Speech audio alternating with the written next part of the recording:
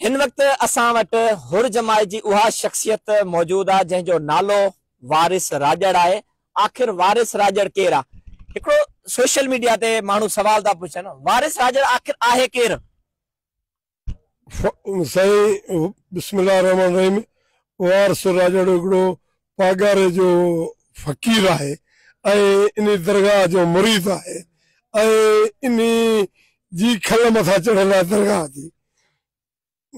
असां माना पाड़ो आहे उन सां गॾु बीठा आहियूं।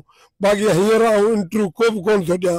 मुंहिंजे जमायत जा मोतबर फ़ैसिलो वेठे वेठा आहिनि, उन ताईं मुंहिंजी चुप आहे ऐं फ़ैसिलो नथो इंटरव्यू नथो ॾियां। बाक़ी इंशाल्लाह ॾींदुसि।